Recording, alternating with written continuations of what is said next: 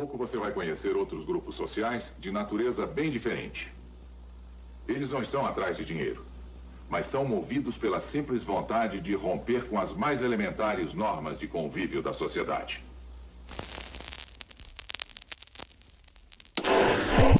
O país deu um importante passo no combate à pichação, ao aprovar o projeto de lei 706/2007, sancionado pela Presidência da República e transformado em lei, determinando a inscrição das expressões pichação é crime e proibida a venda para menores de 18 anos. Você já teve seu muro ou porta pichado? As obras deles estão espalhadas nos muros e paredes da cidade. Inscrições, na maior parte das vezes, incompreensíveis.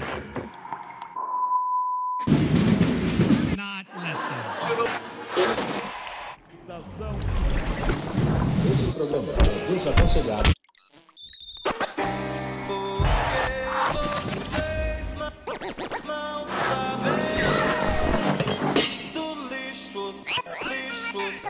Lixo ocidental.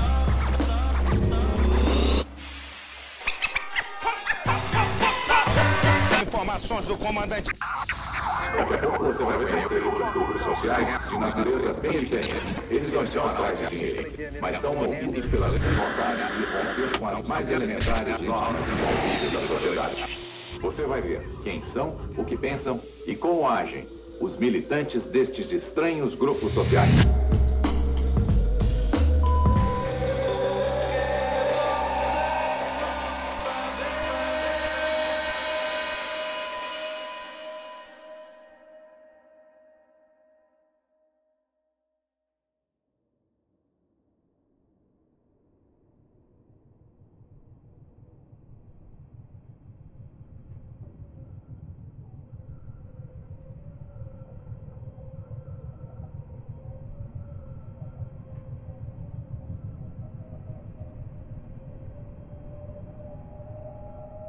Tem vezes que a própria parede chama a gente, né?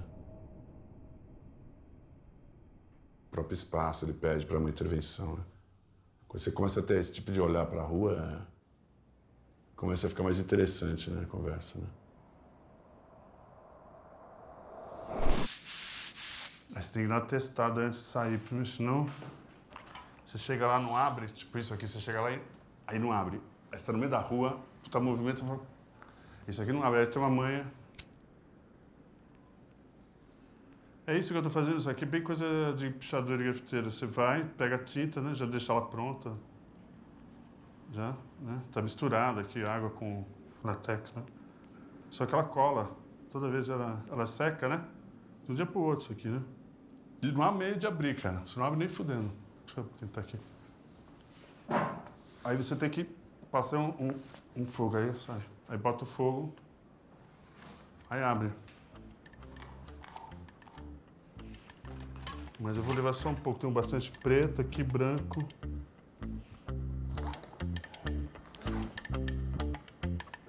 Esse cara aqui, Anunnaki, esse cara aqui.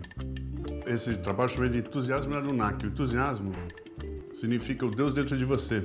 Só você que levanta a parada todo dia e vai à luta, cara. Que esse que eu acho que é o verdadeiro Deus, é você acreditar no você tem motivação e entusiasmo para a vida.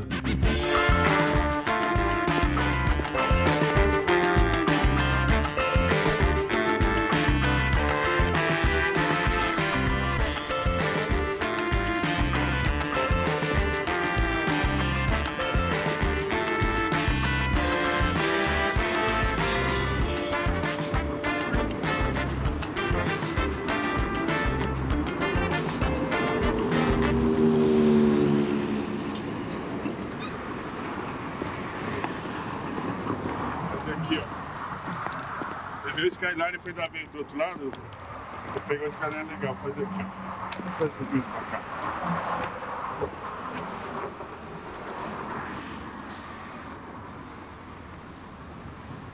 A energia que leva para mim o grafite, a palavra grafite, que vem do escrito, de escrever, simplesmente riscar, né, do latim, lá do italiano, lá, para mim vem com essa conotação que eu uso, que eu levo, que é do protesto dos anos 60.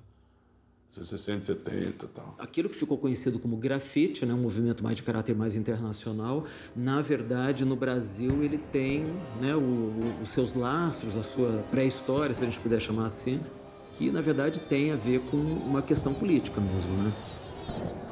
Eu venho de uma geração dos anos 70 que você ter uma lata de Color Jet em casa, você podia até ser presa, como ter uma cartilha comunista em casa, porque a gente usava o Color Jet para fazer pinchação, abaixo da ditadura, né? Viva a liberdade de expressão, fora fulano de tal. Frases políticas e de libertação, porque o povo brasileiro estava sendo reprimido por uma ditadura militar. Isso já pode ser considerado como uma arte urbana, como um grafite, como um início do grafite. Um fator pré-determinante para que o grafite viesse a existir.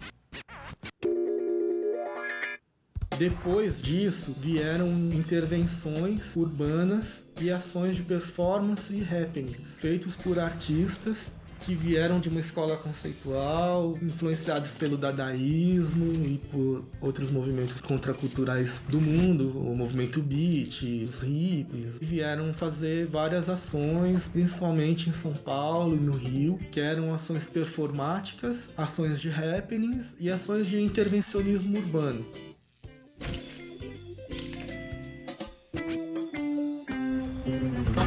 A gente sabia que, ao colocar um saco de lixo na cabeça de um herói nacional, a gente não só estava criando uma espécie de uma metáfora sobre a tortura ou sobre o clima político, mas que a gente estava produzindo um documento para aquilo que a gente já sabia que era a arte do nosso tempo. Especialmente porque os anos 70 são os anos que vão ser conhecidos pelos anos da arte independente.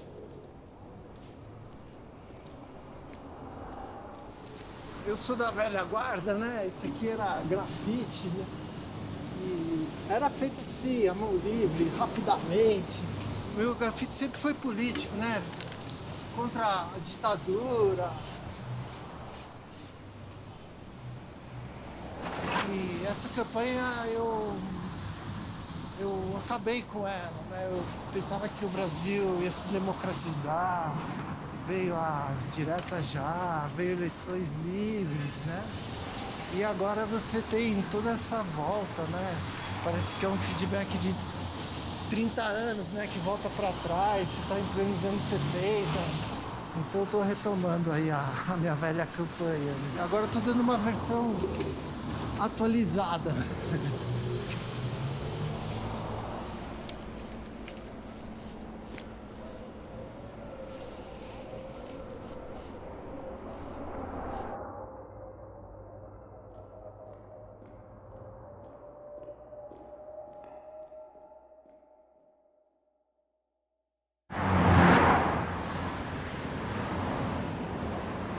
Quando eu comecei a fazer as plásticas, né, na faculdade, você entra numa faculdade das plásticas, né, de arte e educação, aí você vê, porra, lito, gravura em metal, você começa a sacar as mídias, né, fala, puxa, que bacana, né? São várias possibilidades de você fazer arte. O grafite, a pintura, é uma mídia, né? Só que o artista é o mesmo, né? Então, é muito louco. Agora, se eu for fazer uma estilo, eu estou fazendo grafite em estilo. Se eu for fazer uma tatu, eu vou fazer grafite na pele. Se eu vou pintar um painel, um mural num prédio de 10 andares, eu estou fazendo grafite num prédio. Grafite não é uma coisa que é limitada às artes plásticas ou visuais, né? Tem grafite de tudo quanto é procedência, né? Quando eu vou pra rua e faço o que eu quero, sem ninguém ali do lado buzinando, enfim, eu faço o que eu tô afim, eu acho que isso é grafite. Independente de eu fazer com pincel, com caneta, sabe? Eu acho que a base do grafite, lógico, é a letra lá, pô, vindo lá de Nova York, né? Essa é a linguagem do grafite que a gente conhece hoje, porque o homem sempre rabiscou parede, sempre se expressou nas paredes. Mas essa linguagem que a gente vê hoje em dia realmente começou lá no metrô de Nova York, os caras lá pintando, botando o nome da gangue.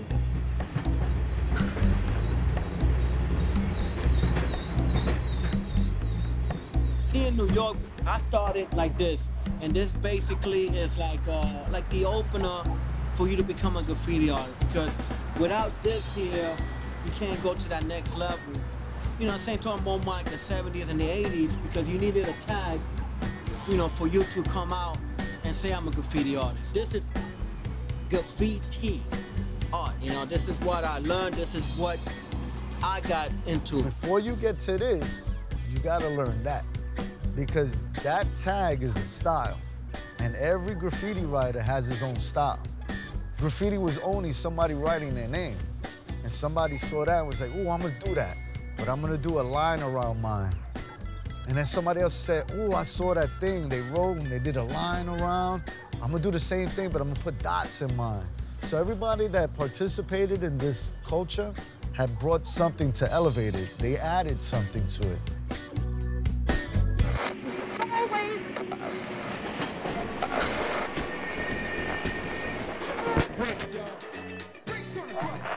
This is another neighborhood. Usually the whole Bronx used to look like that, empty, abandoned, you know, with a lot of graffiti on it. So this is probably rare what you see now. You don't see that anymore.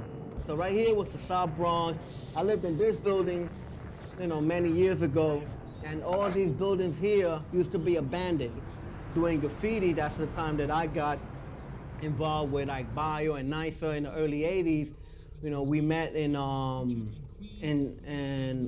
high school, in James Monroe High School, and that's where we met. That's where we started doing graffiti.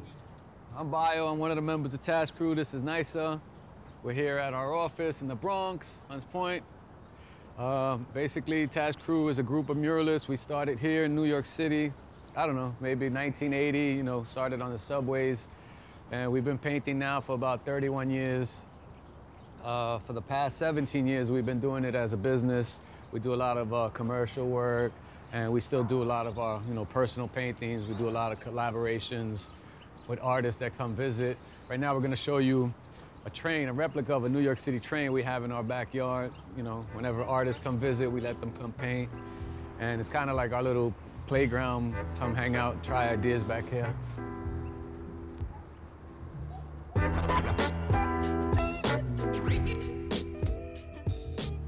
Growing up here in New York City, that's what you would see. You know, when you would take the subway as a kid, you would see it everywhere on the subways, inside, outside, you know, even in, you know, some in the neighborhood. And then, you know, as we got older, probably maybe about 14 years old, that's when we started. You know, we wanted to start painting on subways because we were always interested in art. And pretty much that was the art that we would always see. So for us, you know, the guys that were painting on the subways, those were the, you know, the Picassos, the Rembrandts for us, you know, so we enjoyed watching that. So, you know, naturally, that's what we started doing.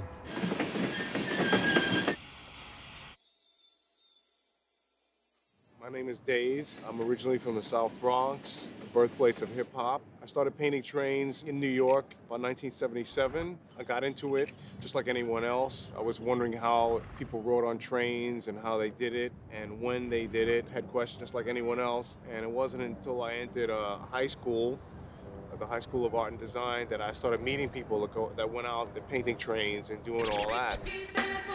In the 80s, when we were painting subway trains, we did it for ourselves. We were just kids that wanted to go out and get our name up. The rest of New York City didn't even care what we were doing. For us, we were doing it for other graffiti writers to see what they were, you know, to see what they thought about each other. We did it like a competition.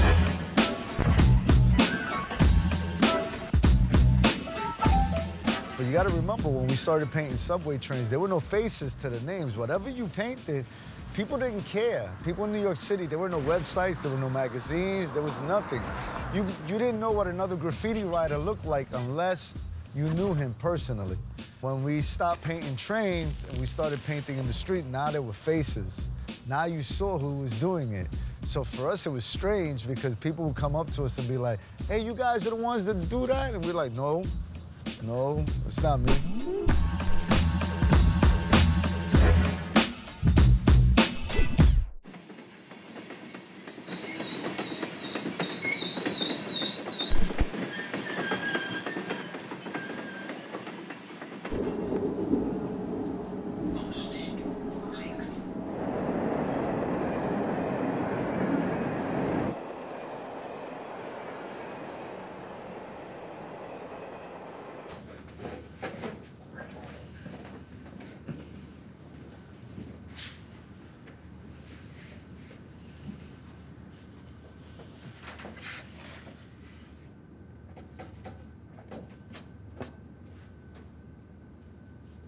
Also dazu muss man sagen, dass ich ja 1989 angefangen habe zu sprühen. Dadurch gehöre ich nicht zu den ersten Sprühern in Europa oder in Deutschland. So, Graffiti ist im Grunde 82, 83 nach Deutschland und nach Europa gekommen. Also nach Frankreich, Holland, Dänemark, glaube ich auch, und Deutschland in erster Linie. Das Taggen habe ich nie großartig gemacht. Ich kann nicht besonders gut taggen. Das war für mich nicht reizvoll. Und mir war es wichtig, richtige Bilder zu entwickeln, auch die Hintergründe, richtige Murals, so große Wandbilder.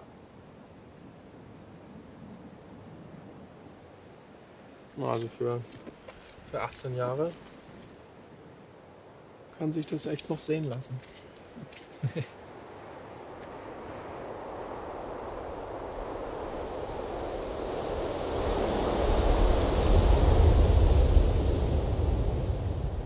Sprühe ich etwas, dadurch male ich etwas, manchmal sehr intuitiv, sehr gefühlt. Und das beeinflusst mich natürlich auch als Menschen wieder. Es ist im Grunde ein Geben und Nehmen.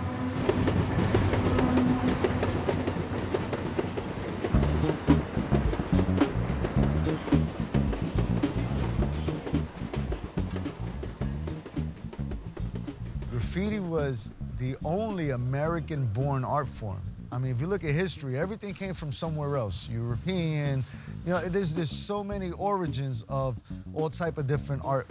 Everything has birthplace in history outside of the United States. But here in the United States, we found a spray can. And we said, ooh, wouldn't it be nice if we could use this to paint and do a design? Like, we invented that here. Os arqueólogos estudam grafite. Foi daí que veio esse nome. Não do Nova York ou do spray. Esse nome começou a ser utilizado pelos historiadores, pelos arqueólogos, porque já era um fenômeno que existia. As pessoas estudam isso porque isso faz parte daquela sociedade urbana onde ele está estudando aquele povo, a cultura daquele povo. As manifestações culturais daquele povo. É por isso que é importante para a história e para a arqueologia. O cara vai lá em Pompeia, tem lá um monte de coisa escrita na parede, normalmente escavada, às vezes também pintada, mas pintado não dura tanto, o escavado durou muito mais. Não é só mais pincel que existe, tá ligado? Existe o spray, então foi uma evolução natural dos materiais, né? Spray é uma coisa dos pós-guerra, por isso que todo mundo acha que começou nos Estados Unidos.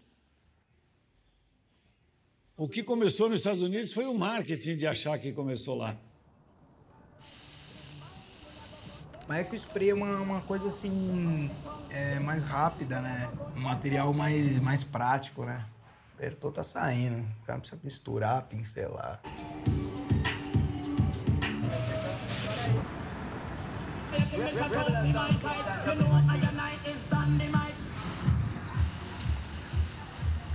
Graffiti is now being more accepted around the world. There are cans that are made specifically for the graffiti writer in mind. How much pressure, how thick the paint is. So these are things that weren't there before. So it's to show you more or less the evolution and the changing of times.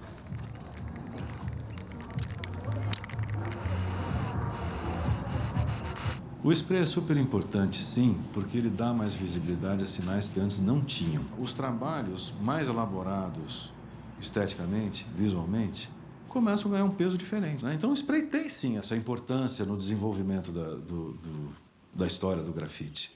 É que assim, né? O nome grafite, ele vem do grafito, escrever, né? E o grafiteiro, ou o termo grafiteiro só existe no Brasil, na América Latina, na verdade. No mundo inteiro é escritor de grafite, né? Graffiti writer. Se você é um escritor, você faz seu nome, você picha, você rabisca. Isso virou uma cultura, essa cultura de rabiscar, as letras ganharam corpo, cores, proporções enormes, fundos, começaram a aparecer desenhos e outras coisas, mas o grafite é a escrita, é a caligrafia.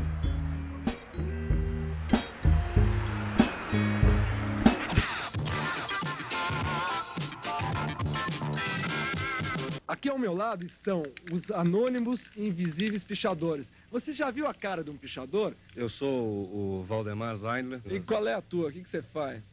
Eu picho muro. Aqui, o... Matuque, Carlos Matuque. A sociedade civil aceita bem o seu trabalho plástico de grafite? Sem dúvida alguma, uma grande aceitação. Todas as leis nos favorecem. Temos um apoio integral da sociedade, sabe? Você? Alex Valauri. Então, os grafites estão por aí, a gente tem feito uns já há 4, 5, 6 anos e os muros continuam pichados, quer dizer que as pessoas estão curtindo e deixam, né? Cada vez que você vê um muro branco, qual é a sensação que você tem? É uma tentação. Já pelo tamanho eu vejo assim, aqui daria para colocar isso, aquilo. Vira um estudo e de caso. acaba virando um ateliê na rua, né?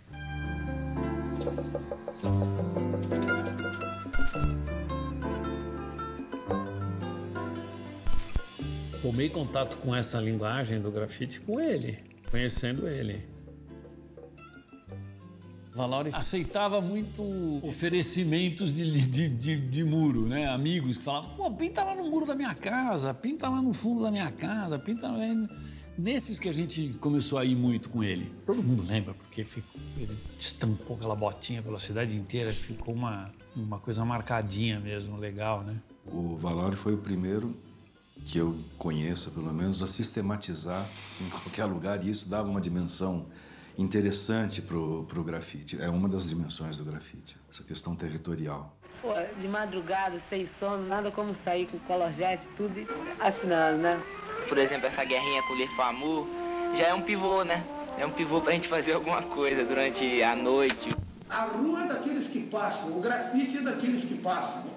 E esse selacanto que provocava o maremoto, para mim, é a coisa que melhor expressa toda a perplexidade da sociedade brasileira quando ela estava passando da ditadura braba do Médici para a distensão do Geisel até chegar à abertura do Figueiredo e até esse arremedo de democracia Sarney que nós estamos vendo aí agora.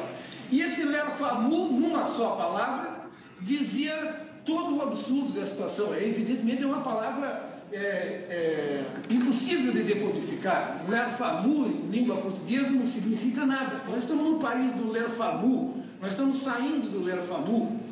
Então, eu sinto a experiência do grafite como uma experiência, como é que eu vou dizer, de forças que vêm do fundo das coisas, do fundo das pessoas, e de repente adquirem aquela consistência de um grito. Porque o grafite, ele está para um texto assim como o grito está para a voz. O grafite, ele é um berro.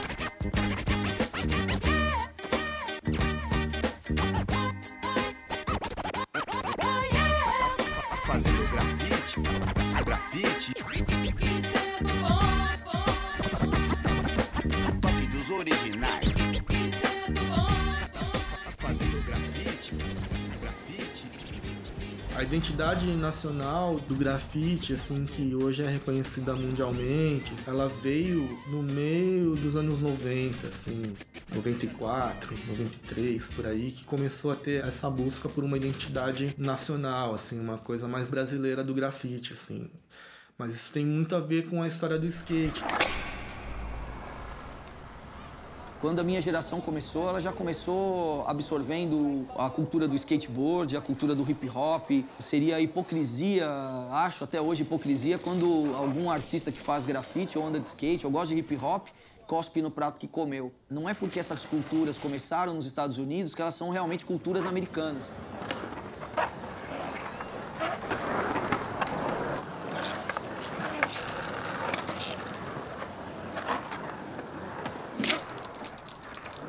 Desde o começo, a gente foi batendo forte nessa tecla de buscar um estilo próprio, que tenha uma característica brasileira, de preferência. E aí isso tomou uma força muito grande, a ponto de fazer um barulho lá fora, dos caras chegarem e falar, pô, o que tá acontecendo lá no Brasil? Brazilian street art, top to bottom, characters. This is what they do every day. This is what they paint. These guys started painting like this when they went to Brazil. They really had fun with it. I think it was like one of the best art. I like Brazilian art. I think that's one of the best things I learned when I was in Brazil, that it was way different from New York graffiti.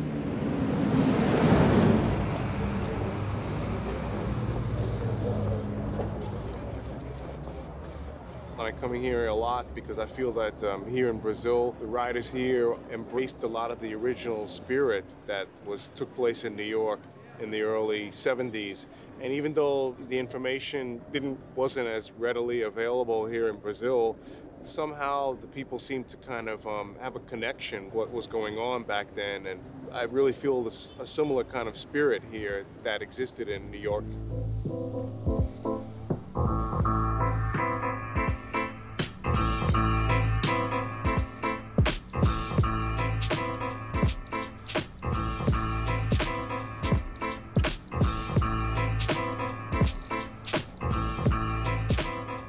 A lot of the riders here seem to have a lot more freedom and experimenting style and what they do.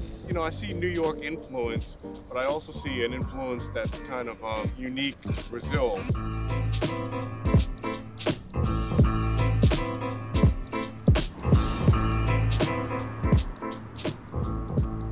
E a gente sentiu assim essa força de saber que a gente estava no nosso caminho quando a gente começou a viajar e levar nosso trabalho fora daqui. Que as pessoas se assustavam. De onde que vocês vieram, assim, né? Com esse trabalho? Porque a gente nunca viu isso aqui. Vocês vieram de que lugar? Que linguagem de grafite que é essa?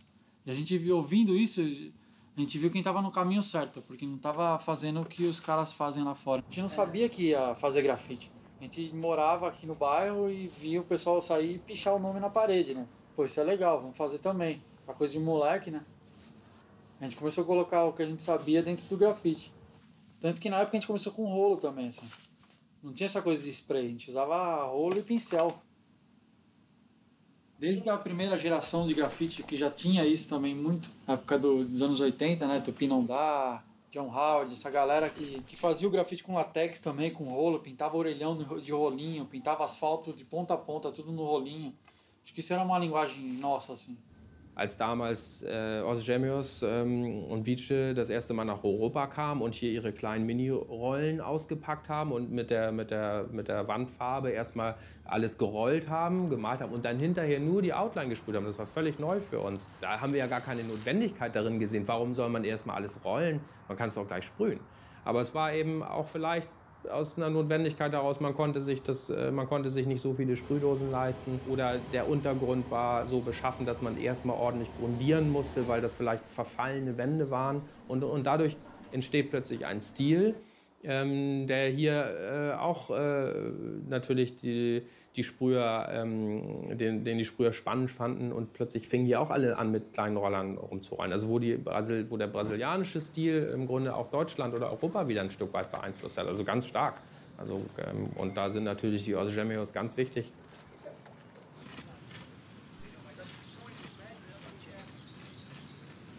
Isso que é legal do Brasil, você pode usar qualquer coisa para fazer grafite. Você não tem que usar, sei lá, determinado bico de spray, determinada lata de spray. Você pode usar aquilo que você tem. Se tiver cal, você vai usar cal. Se tiver um spray vencido, você vai usar.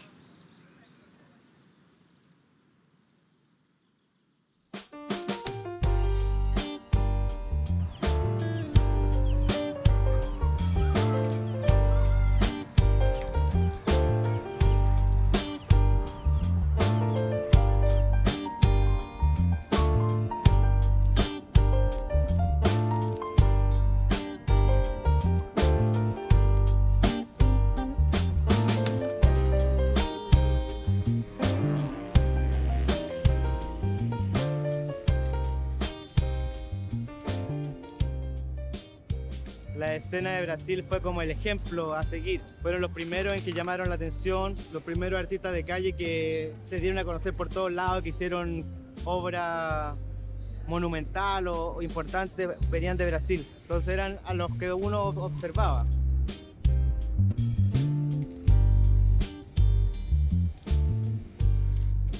No início, a gente não tinha nada vezes nada. Na época eu era menor, né? Não tinha o apoio dos meus pais pra estar pintando na rua. Era proibido a venda de spray, que só tinha uma marca, né? Que era Colorgen, que era spray automotivo. Enfim, não tinha traço fino, não tinha traço grosso, a gente tinha que inventar tudo. Então, quando começaram a chegar esses materiais novos, o grafite teve um salto evolucional, assim, absurdo. O grande problema naquela época, cara, não tinha internet. Eu não tinha internet, não sei se já existia essa porra. A coisa toda era a informação, tá ligado? Vontade de fazer, tinha, mas não tinha material, referência, né? Hoje em dia a gente usa a tinta aqui que o cara usa na Europa, usa no Japão, enfim. É a mesma tinta, a coisa globalizou realmente, né? No sentido literal da palavra, assim. A gente tem acesso a material de ponta.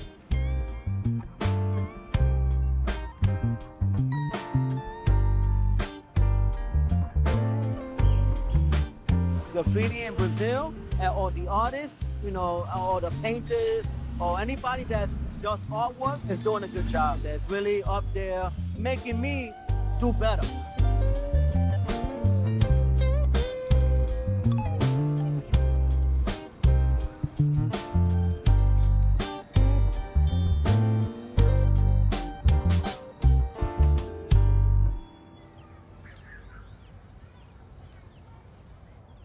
Não tem como um cara dizer que é um grafiteiro se ele nunca teve o nome dele rabiscado em lugar nenhum. Na hora que um outro grafiteiro encontrar com ele, vai dar o caderninho, o cara não sabe, ele vai fazer um desenho. Ele não sabe o que serve aquele caderninho. Ele não sabe que é uma coisa para deixar uma presença para o outro grafiteiro. Ele não sabe, é uma cultura. Não é só a pintura é uma parte dela. Aí vem os stickers, os rabiscos na cidade, vem essa coisa dos canetões. Então, isso é grafite, né? Quando os caras pulavam as grades para pintar os trens, isso é grafite. O que é chamado de pichação, que também é grafite, é muito mais interessante. Do ponto de vista da relação com a cidade. É muito mais interessante, é transgressivo pra caramba. Não fica com essa frescurada toda de achar que tá fazendo um presente. Tá fazendo um presente não, tá em confronto mesmo.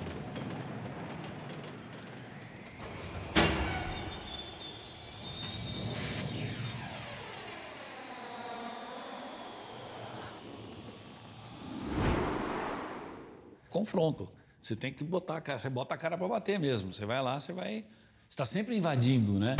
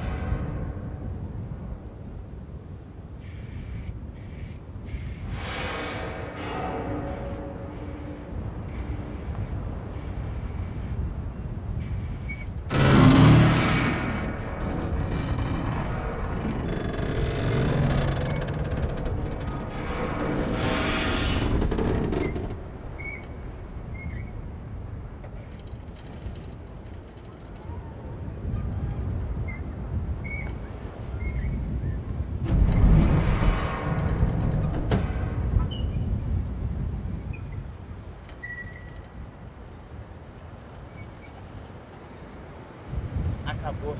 Aqui eu deixo meu legado.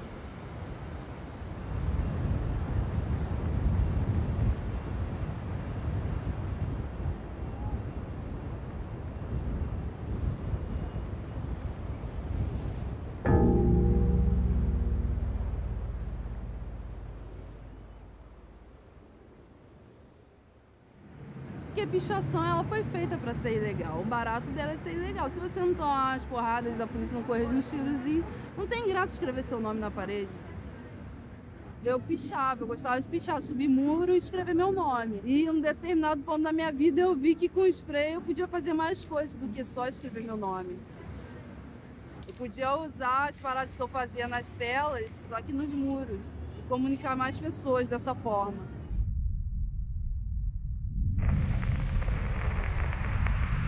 A maioria das pessoas já picharam, porque pichar pra mim é um simples fato de você escrever seu nome na carteira ali, moleque, pequeno.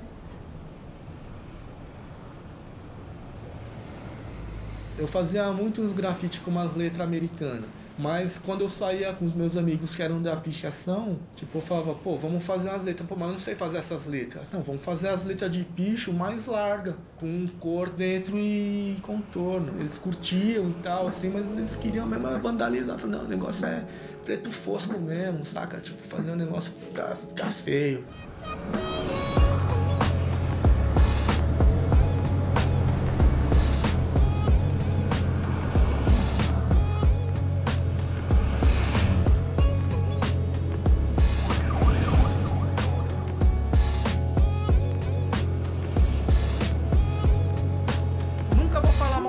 Mano, eu acho que o pichador, ele é tão artista quanto um grafiteiro, tá ligado? Desde o momento que você vai pra algum lugar e você expõe com traços e a pessoa passa ali, sentiu uma emoção naquilo que você fez, nem que seja raiva, velho. Você já se tornou um artista, você já tá passando emoção pra alguém de alguma forma.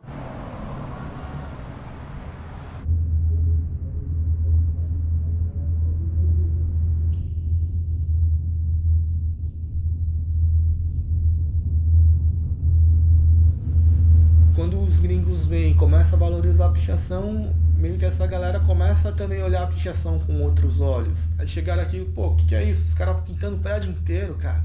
Como é que sobe? Entra por dentro, sai pela janela? Não, escala por fora. Como assim escala por fora? Pô, o negócio aqui é estratosférico.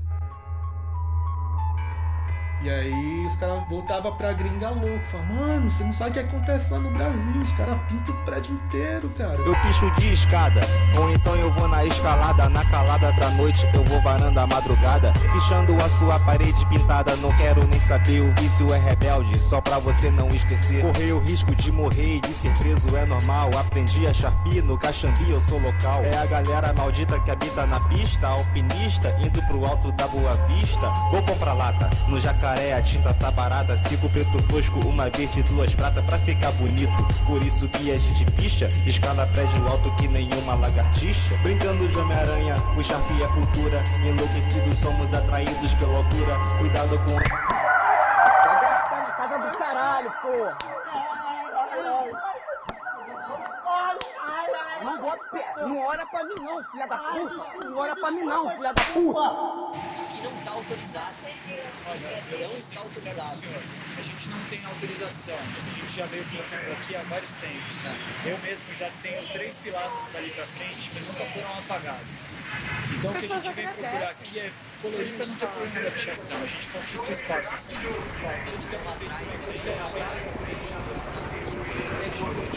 Eu sei que é grafite, que não tem nada a ver com pichação, é um desenho, e só o que acontece. Isso, querendo ou não, perante a lei, é crime ambiental. Ninguém tem autorização para fazer isso aí. Ao mesmo tempo de boa vontade, porém é crime ambiental. A sua boa vontade, o seu desenho, a sua arte não está acima da lei. Eu sei que é grafite, não tem nada a ver com pichação, é um desenho.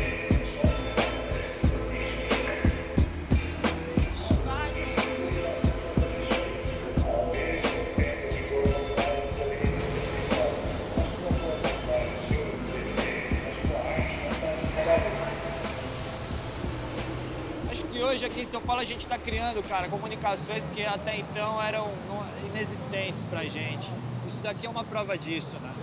O Museu Aberto de Arte Urbana foi uma parada que começou no puro grafite. A galera veio aqui pintar sem autorização, acabou tendo esse esquema de denúncia anônima e aí todo mundo foi pra delegacia e tivemos que responder por um crime ambiental. Buscamos uma saída, formalizar mais ou menos a nossa ideia de transformar isso daqui numa galeria de arte, né? Com um centro expositivo dessa galera que está fazendo arte urbana. E aí a gente começou a buscar apoios para isso. E aí a gente viu muita gente a favor hoje, que de repente antigamente não seria. Comecei a pichar com, acho que com 14, né? 14 eu tava no giz de cera, no canetão, só de ônibus, pichador de ônibus, de orelhão. E aí depois, nos 16 anos assim, eu comecei a pichar com lata. E A lata era muito cara. Eu não tinha condição. Eu comprava, uma lata pra pichar, uma perrengue. E aí, na primeira vez que eu saí, já rodei, mas eu continuei, né? Eu tive muito problema com o pichador e tive muito problema também com a polícia, né? Que aí a porrada comia. Só que aí, quando eu entrei pro Exército, eu ainda pichei durante 1 ano, como recruta. Como o Exército era uma oportunidade de emprego maneira, eu comecei a querer pensar no futuro. Eu falei, tem que parar de fazer merda pra poder seguir uma carreira no Exército, porque não dá pra você ficar fazendo merda aqui na rua e servir no quartel, que é muito rigoroso o regime.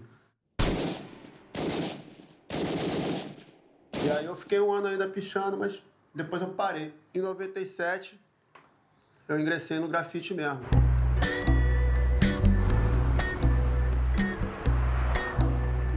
Gosto muito do Monet, levo o Monet pro grafite pelo fato de ser o traçadão e ser impressionismo mesmo. Quando a pintura é grande, dá pra você explorar bem essa parada e fica legal, porque quando o cara chega perto assim, o cara vê, isso aqui tá meio cagado e tal, mas quando ele olha de longe, ele vê a mágica. E isso é que eu acho que é impressionante. É ter uma descoberta. Eu acho que a arte é isso aí. Você olha pra parada e você passa a descobrir. Eu tenho vontade de pintar, cara, e pintar tela é uma coisa pequena, né? A parada da parede é você poder fazer uma coisa grande. Eu não vou conseguir pintar uma tela de 3x3, onde que ninguém compra. A minha vontade de pintar coisa grande, numa tela não resolve. Eu preciso pintar numa parede grande porque eu gosto de fazer coisa grande.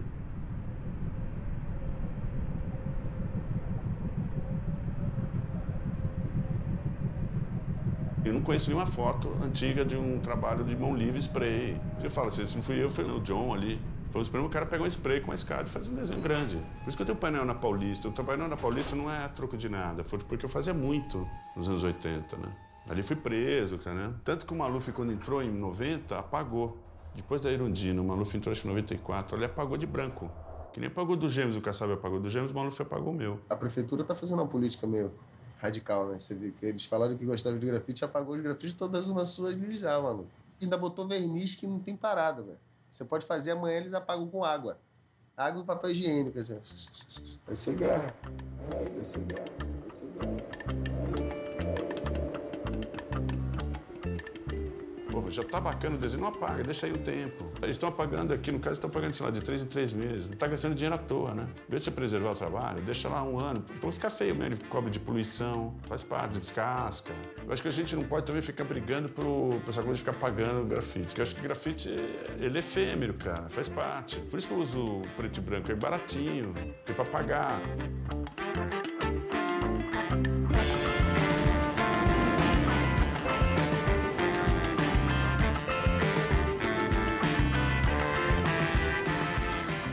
Tudo de quem chega e pinta e se apropria para escrever uma mensagem, se apropria para poder expressar sua personalidade, se apropria para poder criar uma nova realidade visual, da visualidade já estabelecida pela arquitetura, pelo urbanismo. Nada mais próprio e legal do que se apropriar do muro para poder você criar uma nova visualidade. Uma visualidade espontânea, uma visualidade livre, sem opressão, onde nós podemos criar o nosso universo, a nossa estética, que a partir do momento que entra a minha coordenação, meu automatismo e o meu inconsciente livre para poder criar, ali já está presente o poder da magia e da natureza. Então eu, como artista, me vejo como um médium que psicografo abstratamente, psicografo palavra, psicografo imagem. E a minha relação com os muros da cidade é a própria relação com o inconsciente da cidade. E eu, quando boto a minha pegada, boto a minha pintura, eu estou botando o meu ritmo, eu estou botando a minha vibração, eu estou botando o meu som pessoal, que por osmose as pessoas absorvem, querendo ou não. E isso aqui é público, é uma obra de arte pública, nacional, internacional. Então isso aí, ó, de 0800, gratuito, entende? Não tá ali no museu, nem cabe dentro do museu lá do Rio. Vou botar um negócio desse aí, não tem nem cabimento. A gente se apropriava da parede ou do muro da cidade quase como imagem. É uma apropriação virtual, vamos dizer assim. Você se apropria daquilo como um suporte, né? Hoje os caras são dono do muro, da casa de outra pessoa. É uma apropriação física. Eles vão lá e falam assim, não, aqui é meu. Eu vou pintar esse muro aqui. E não aceita que outra pessoa pinte em cima. Fica louco da vida se alguém pinta em cima. A partir do momento que você pintou na rua, tem que lance de não ser mais seu, tá na rua. Só que a gente defende a parada com unhas e dentes. A gente pintou, o cara foi lá, pintou em cima, já era, nós vai e faz de novo. Assim. Porque a gente costuma sempre respeitar todo mundo, então tem que respeitar nós também. Na rua tem essa lei, tá ligado? Mas tem um negócio que é legal, que quando você tá colocando...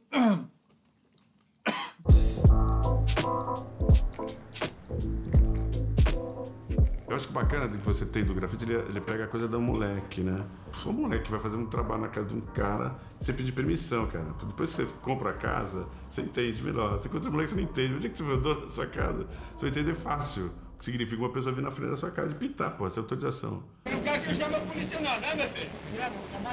Tá morando aqui no prédio e você vai pichar o meu muro? Hein? Não tá pichando, então tá fazendo o quê? Vou chamar a polícia. Tô morando aqui no prédio, pichar o prédio? Isso é pichação. Essa mulher tá pagando pra gente fazer. Qual é a mulher que tá pagando? Ah, não é da minha conta, não? Sou dono da rua? Não, sou dono do prédio. Moro no prédio. O grafite, o principal dele é que ele está questionando alguma coisa que não é do campo da arte, que é do campo social, sociológico. Então, por exemplo, você mora na tua vila e tem uma parede lá. Aquela parede, para a lei, ela é do dono, mas para tua vila, a parede é da vila, que volta mais para os índios, né? Então, se você tem alguma coisa, ela é da comunidade, ela não é tua. Quando a pessoa cede a parede para um grupo de grafiteiros pintar, ela está tornando aquilo lá comunitário. Apesar desse muro pertencer a esse indivíduo que está do lado de lá dele, o visual disso pertence a todos e eu faço uma interferência nesse visual. Então eu me aproprio disso para compartilhar isso.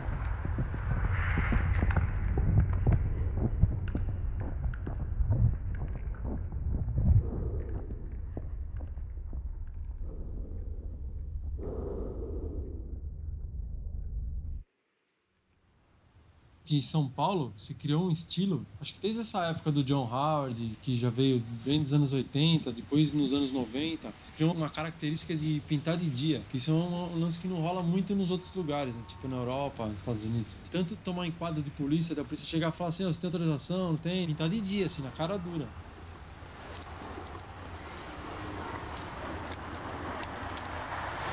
Isso aqui fica bacana, né? Aí começa a ficar mais interessante, mais divertido.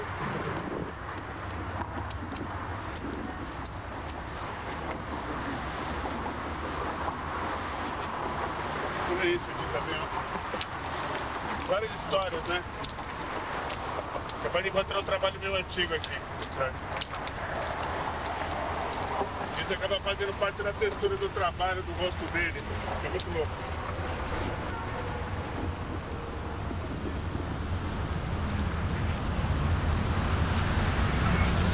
Botou um negócio na rua, ele vai fazer parte da vida de todo mundo que tá na rua, assim, querendo ou não. Assim. Que nem uma vez que a gente pintou dentro de um bar, num boteco, os caras tudo tomando pinga. Aí o cara, a gente tava pintando, eu posso fazer um desenho dentro? O cara falou, pode, a gente pintou. E o cara dormia dentro do bar, né? Aí ele apagou no outro dia, que ele falou que ele tinha pesadelo com o boneco que a gente pintou. Falou que não conseguia dormir olhando pro boneco e teve que apagar, ele apagou, assim. Então isso aí mexe, é legal que mexe com as pessoas, né? Criança, né, que olha assim, se incomoda e vai lá e estraga. Você vê que tá conversando com as pessoas, isso que é legal.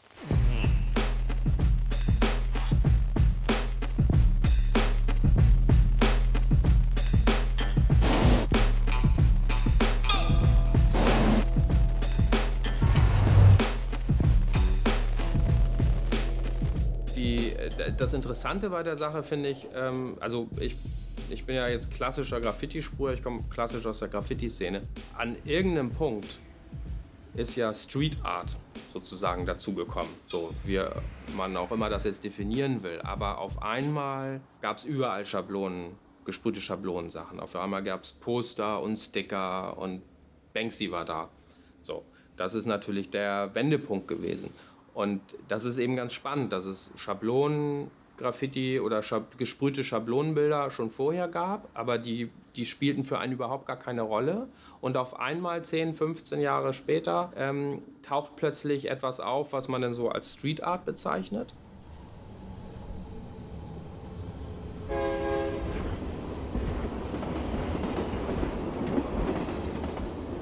Toda vez que a questão da arte relacionada com o grafite vem pra gente, incomoda. O grafite é arte ou o grafite não é arte? Porque eu acho que é um pouco isso que acontece. É quando o cara acha que ele tá fazendo uma arte. Coloca isso num patamar superior, entendeu? Então aquilo é sagrado, não pode ser conspurcado por outra pessoa. Então ele tá pensando uma intervenção na cidade como um quadro numa galeria. As pessoas querem isso. E a hora que vem isso, me dá então pelo menos a imagem. Me dá pelo menos a figurinha. Bota na minha camiseta. Pronto, é uma questão de identificação. E aí fica, o grafite está na minha camiseta, o grafite está aqui, o grafite está ali. É isso que permite, porque a cooptação não é uma coisa na marra. Quando se revela aquele maluco que faz aquele negócio, que se tanto queria fazer, pô, aquele cara passa a ser um ícone. Você viu a Guy Stein lá, de cravejado de brilhante, o símbolo do hippie, né? Você vê o movimento, você vai nas cafés e compra cinto por $300. O cinto lá, no punk, né? Você vai na boutique lá, né? O punk de boutique, né? E o grafite também tem isso, né? O grafite aconteceu isso, virou um grafite de boutique, né? Ah, eles pagam, a gente dança, né? É assim, né, mano? É dinheiro, a gente tem conta, tem família pra sustentar, tem filho pra criar. Tem que pagar, né, meu? No mundo a gente paga até pra morrer, né, cara? Isso é real, mano. Hoje em dia você paga até pra morrer, então... Por que não pagar pra gente grafitar, né?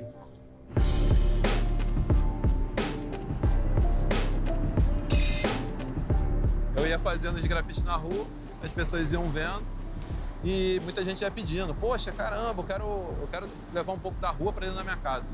O cara chegava e falava assim, ó, nós vamos abrir uma danceteria aqui, vocês querem pintar essa parede?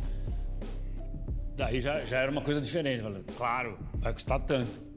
Aí a gente começou a fazer um outro trabalho, não tinha nada a ver com grafite.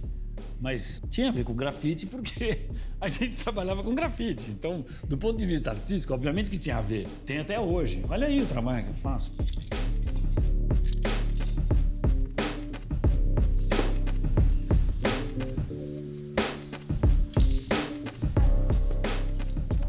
Aos poucos, isso virou uma outra coisa. Eu praticamente sobrevivo disso, de fazer isso que o Gordo chama de... Práticas derivadas do grafite. Práticas derivadas, eu acho chiquérrimo, assim, práticas derivadas. Eu acho chique demais também.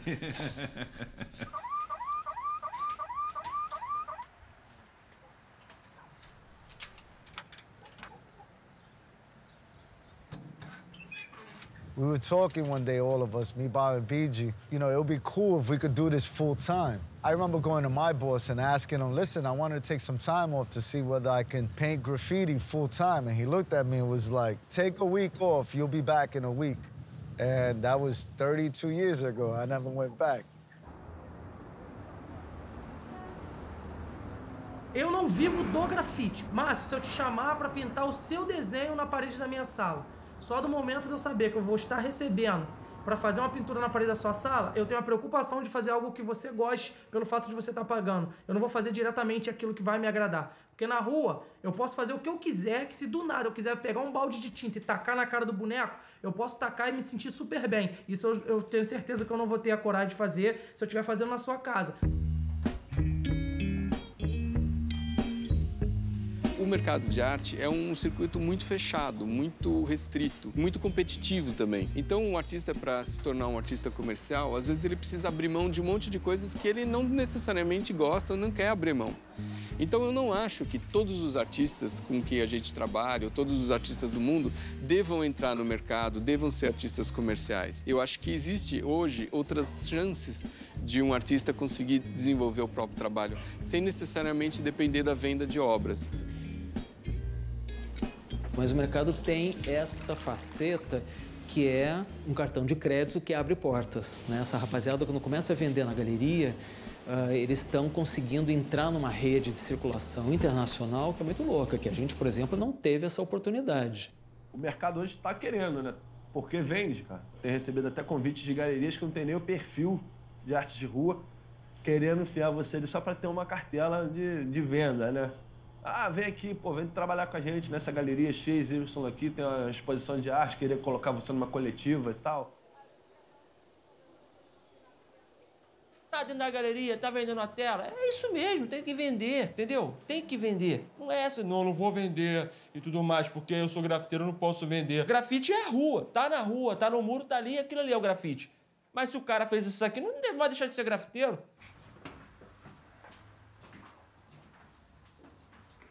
Muitos grafiteiros viram artistas, tá ligado? Os caras entram pra galeria, constroem um nome, uma carreira como artista plástico. Mas veio do grafite, entendeu? O grafite nunca vai mudar mesmo. Vai ser sempre a mesma coisa. Que muda os grafiteiros, cara.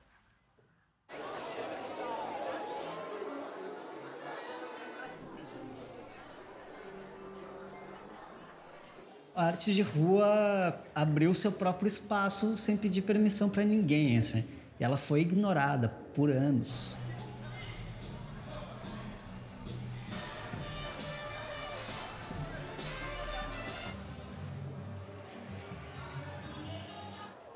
Por conhecer pessoas que trabalham com isso e que tentam fazer esses projetos faz bastante tempo, a gente sabe das tentativas de expor em museu, de criar diálogos, de se comunicar com o universo da arte, foram ignoradas, fizeram piada, assim. Hoje, museus que estão abertos para isso, em outros momentos eles falaram que não, que aquilo ali não era arte, que era uma moda, que era ilustração.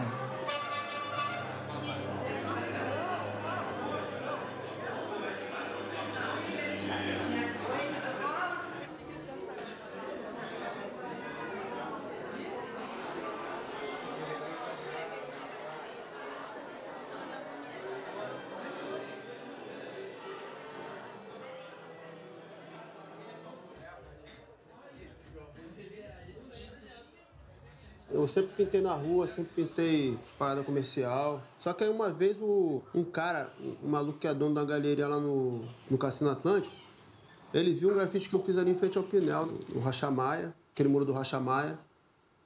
E aí o maluco ficou me caçando, tá ligado? E ele pagou 50 conto pro maluco ir lá no morro me buscar, sabe? Ele falou, ó, se tu achar o cara, eu te dou 50 reais. E aí o maluco chegou lá em casa, mano. Ele se informando lá, subiu lá no morro. Aí chegou, ué, compadre, porra, ganhei 50 conto pra te achar, vamos lá. Aí eu falei, é mesmo? Aí fui lá conhecer o maluco. Aí o maluco me encomendou 10 telas, precinho bacana naquela época. Fez uma vernissagem e tal, com outros artistas do pincel, e eu era o único grafiteiro da galeria, né? Fiz isso durante um tempo e isso também foi minha entrada pra essa parada de, pô, as pessoas vinham na galeria, já queriam comprar uma tela minha. Eu, desde o começo, eu sempre quis fazer do meu trabalho dentro de galeria uma coisa diferente, naturalmente diferente. Eu nunca pensei na galeria de chegar e fazer um grafite, assim. Eu quero ocupar aquele espaço de alguma forma. Isso me faz pensar, entendeu? Que na rua, de vez em quando, eu não penso. Eu chego lá instintivo como um pichador e... Minha intenção é demarcar, Não é fazer os outros pensar, entendeu? Na rua. Às vezes eu penso assim, é só ir lá e cobrir uma parte gigante, pegar ali, passar de carro, olhar meu trabalho, caralho, irado. Entendeu? Tem essa ego trip. Na galeria eu faço uma coisa mais elaborada, que eu penso um pouco mais, viajo nas minhas questões mesmo, emocionais. Grafite mesmo é na rua. O que a gente traz pra cá é um recorte da nossa linguagem trabalhada na rua.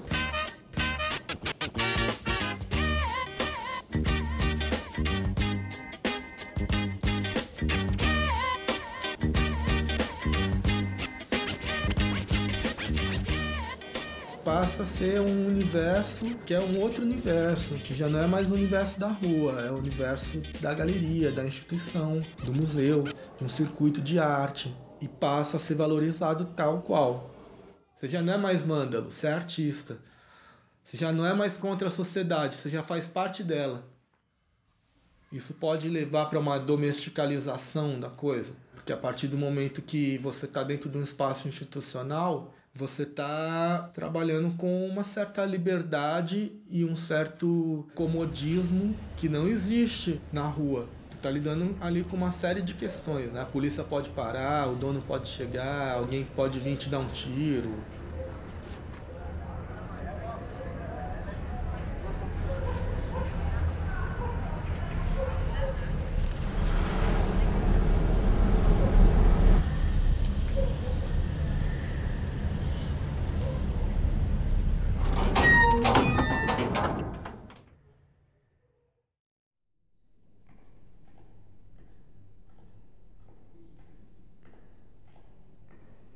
E eu me deparei com um colecionador que conhecia tanto quanto eu e que me apresentou artistas e que me apresentou livros, que me apresentou coisas.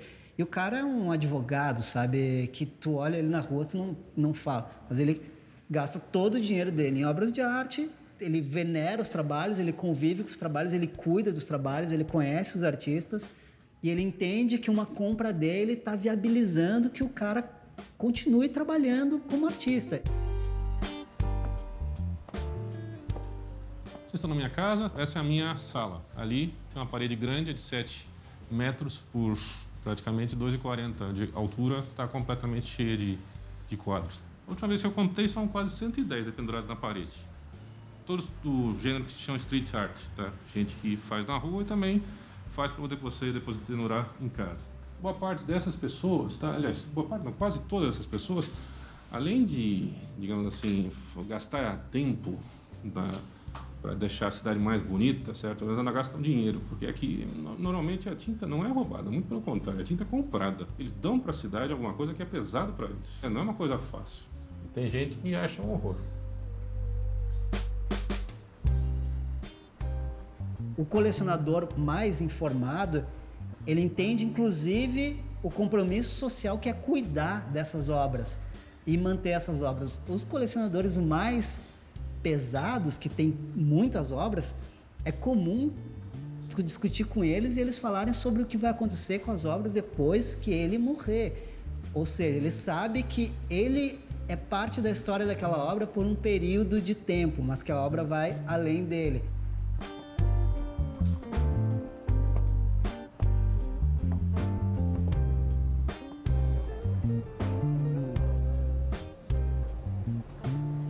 Um trabalho, para ele ser cuidado, para ele ser visto, um trabalho de arte, para ele atravessar os anos e continuar sendo preservado, visto, estudado, ele precisa ter um valor monetário, porque a sociedade está construída assim nesse momento. As coisas que não têm um valor monetário vão para o lixo. Ninguém cuida, elas se perdem, são destruídas, elas desaparecem.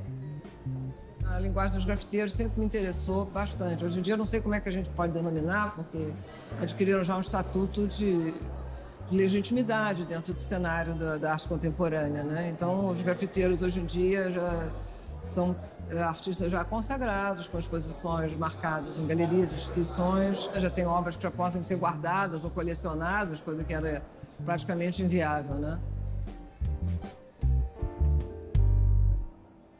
Então, 30 anos depois, a gente começa a ser procurado pelo mercado de arte para que isso possa ser elevado ao status de obra de arte mesmo, reconhecido, então, como algo que tem um valor, merecedora não apenas de uma tese acadêmica, mas talvez de um investimento em dólar. Yeah! Some people that were still painting streets, like street stuff, they were kind of like, oh, these guys are selling out, they're doing work for Coca-Cola, they're doing work. And you're like, fuck you, they did all the illegal shit already. We got chased, we got arrested, we did mad illegal shit. If anybody should make money from this art form, it should be a real graffiti writer. And you know what? We put in our days and we put our work in, and we paid our dues. So, you know, everything that we've gotten is because we worked hard for it. It wasn't given to us. Taj Cruz survived because, you know, maybe we hard-headed. We don't want to give up, but, you know, we're going to do this all our life. This is who we are. This is what we do. O grafite é uma espécie de terapia ocupacional. Na verdade, uma das coisas que me fez voltar a grafite tem a ver com depressão, com estresse, né? Pintar na rua me faz bem, entendeu? Tem esse lado do grafite que é uma delícia, que é muito ligado ao esporte. Por isso que o grafite é braçal, né? É mochila, não é ficar sprayzinho com luvinha, toquinha.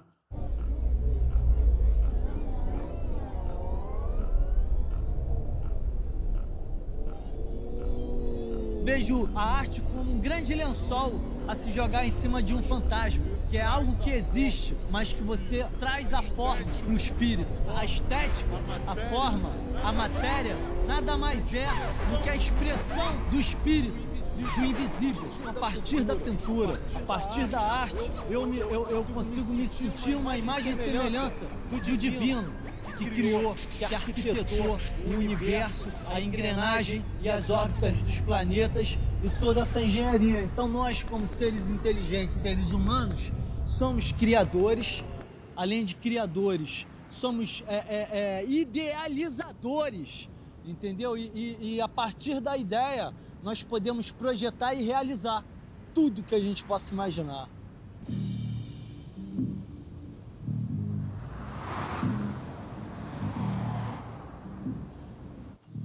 A gente faz essa parada toda aí, pô, a gente entra na mídia, faz um comercial e tudo mais, pô, pinta um bagulho pra Nike, mas só que lá no 63 lá né, você ainda tá lá, incluído lá como pichador, como vândalo, compuscar, grafitar e pichaça, pô.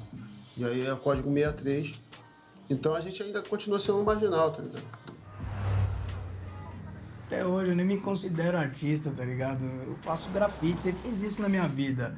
Eu desenho desde os meus 8 anos de idade, então isso é comum na minha vida. Eu fui largando as coisas, eu fui largando emprego, eu fui largando o que o meu pai e minha mãe falavam quando eu era mais novo.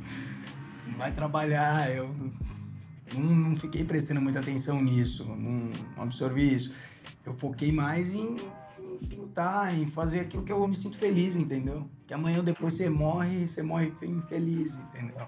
O artista vai morrer. A única coisa que ele deixa pro mundo é o trabalho dele. Naturalmente, quem faz arte já tá deixando impressa aí alguma coisa pro futuro.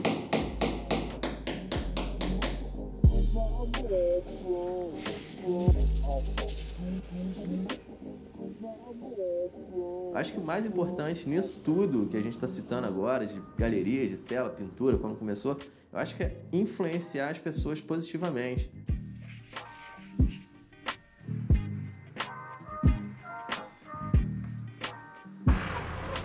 Querendo ou não, você pintou a porta dele.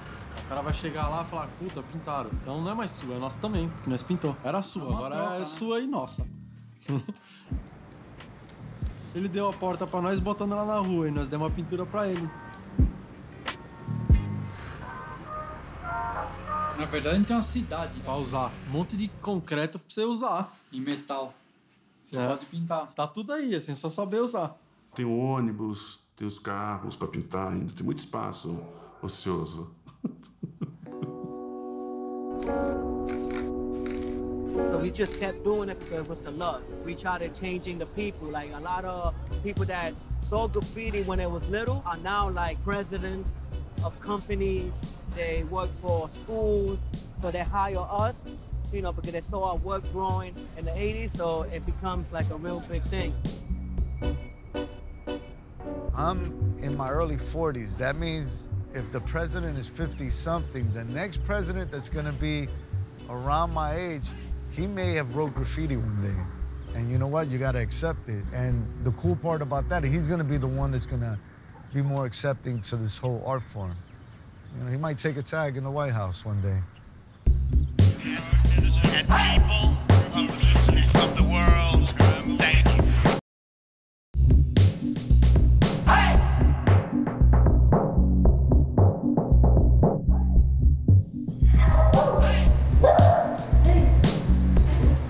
Só para saber, vocês dão umas pichadinhas de vez em quando?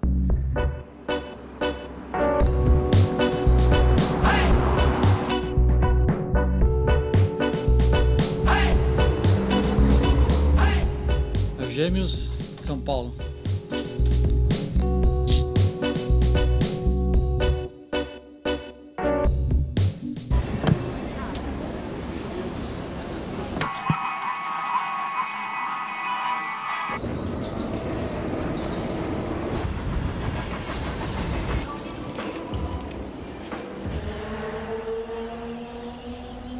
People say, how you do that? You don't use stencils? And no stencils, just, you know, a lot of years of practice. And I'll be telling them I went to school for it. I said, what school? I said, School of the Chains. You know, that's how I learned. This is it. This is what we love to do. Again, this is the South Bronx. You're in the South Bronx here with BG 183, Tats Crew all the way.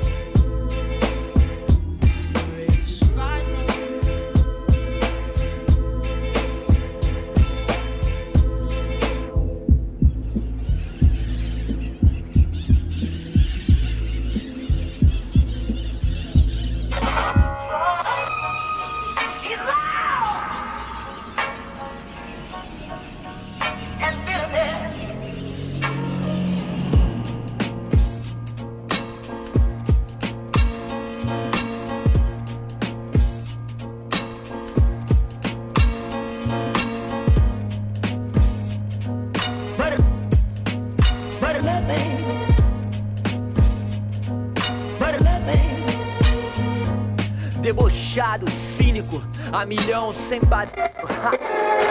I was writing Nicism, and then I did something with an ER, and I kind of liked the way it looked, and I kept it ever since. So it meant I was better then. So I liked the way that sounded. Nice. No, nicer. Nicer, yeah. Yeah.